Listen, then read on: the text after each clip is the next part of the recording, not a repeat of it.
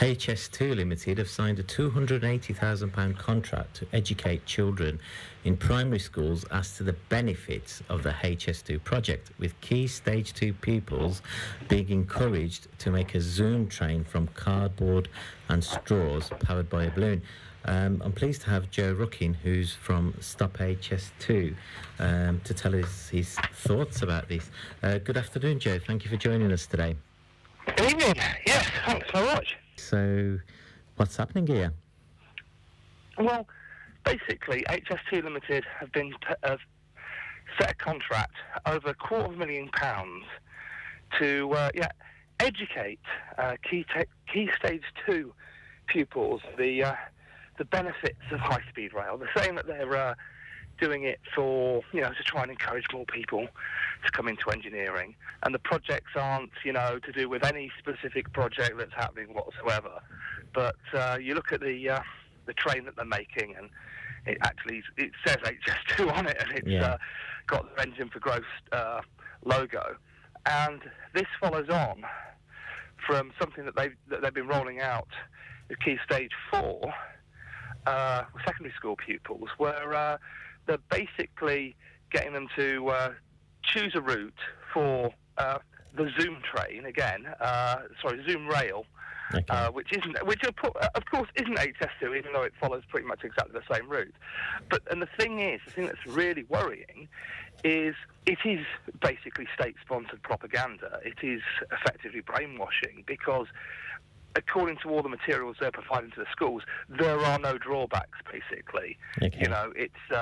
It's all milk and honey. It's effectively, it has to be done, and you've just got to pick the route. And not surprisingly, the route that students are meant to end up picking is exactly the route that HS2 will take from London to Birmingham, which is just bizarre and odd, really. That's the way it turns out.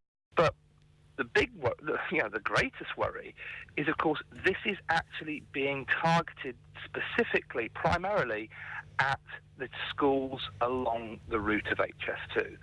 So you've got kids who, quite literally are facing, their parents losing their homes to this project, who are then in a class where they're being told what a great thing this is, and that there's no negative source. There's no negative sources of information or information at all given in the packs that are being provided to schools. It's all positive, and because it's on really the packs, quite insensitive. you just mentioned the packs. On the packs, I believe they've got a disclaimer on there saying the materials in this pack are for educational purposes only, and are not intending to be a representation of any particular project. What would you say to that? Yeah, it's odd, that, isn't it? It's not meant to represent any particular project, but it follows exactly the route of HS2. Yeah. The trains that they're making actually have the HS2 logo on them. And, of course, the whole thing is in the HS2 design spec. It's effectively their letterhead, their logos, their, swishes across the page. It's everything that it looks exactly like an HS2 document, except the blue's a bit more purpley, and and it says Zoom train in some of it instead of HS2. It's clearly HS2. It is clearly totally representative of it, apart from the fact that there are no negative connotations to it whatsoever. And what have the schools said about this? Have the schools said they're going to do it? Are they going to be a part of this, or have they said they're not going to be a part of this? Well, not a great surprise, but you'll find that they're targeting along to the schools along the route, and unsurprisingly, a lot of the schools along the route are saying no. Right.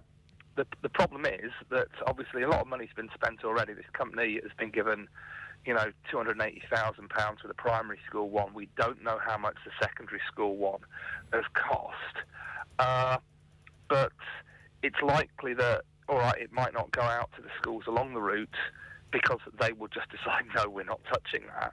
But as one of the NUT reps has said, teachers are under pressure. If someone gives them a lesson plan, there's a good chance that they might just take it. But they said it is blatant marketing, and obviously that the key thing is if that schools do use this, you can't use it in isolation. You've got to have some balance. You've got to have someone saying, putting the alternative view. You know, it's an essential part of the learning process to have a balance of views whereby you can make a reasonable conclusion, opposed to simply having one side of the story, which is what makes this, you know, effectively state-sponsored propaganda. At a time of cuts, is this really money that we should be spending, over $250,000? No, absolutely not. Say that the $250,000 just for the secondary school, just for the primary school programme. I would expect the secondary school programme, because there's more to it, has cost more than that. Realistically, you're thinking there's a lot of things that that money could have been spent on in schools, delivering something that's actually worthwhile. And the idea that, you know, HS2 Limited think that they've got, and the government think they've actually got to go to these lengths to try and convince people that the project is a good idea is quite worrying. You know, it is a brainwashing exercise, but there's something, you know, particularly obscene about a public-owned company spending hundreds of thousands of pounds of taxpayers' money in this way. But unfortunately, it's just part of the course with HS2 Limited. You know, we've seen in the past the idea that they wanted to demonise all the opponents as rich Luddite NIMBYs, all owning Range Rovers and wax jackets, shooting badgers in the countryside, that sort of thing. And that was how they tried to depict us before. And this is just another example of the depths that they'll drop to. Now, when I was a kid, I kind of eventually learnt what a train was. I don't think I needed to know what a particular train was at a very young age. I'm trying to get my head around why they would need to know specifically about HS2 as opposed to other trains.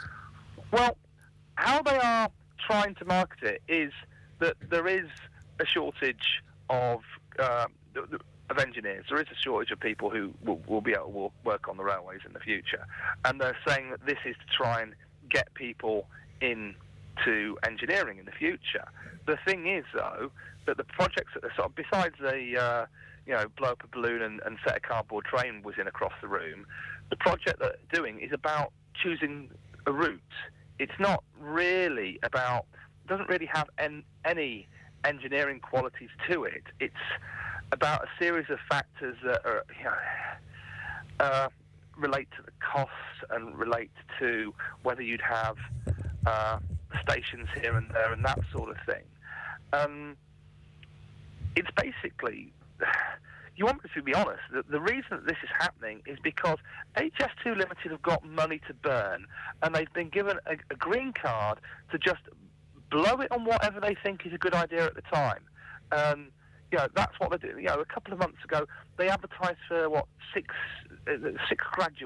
four graduates they wanted to write the story of HS2 from a historical perspective and sort of, make a novel of HS2. That's the sort of bonkers idea that they're coming up with. Before then it was, we've got this idea of how we'll lay out the trains and we'll have gyms on them and kitchens where you can see the food being cooked. You get a gym on a 225-mile-an-hour train. Are you kidding? But seriously, they have these think tanks and these focus groups, and they come up with all sorts of bonkers ideas. And the problem is because no one's actually watching how much they spend, a lot of them actually see fruition. So you've got this idea that you can blow hundreds of thousands of taxpayers' money on trying to make kids along the route of HS2 think that HS2 is a good idea. And these things are happening, and no one seems to be keeping the guys at HS2 Limited in check.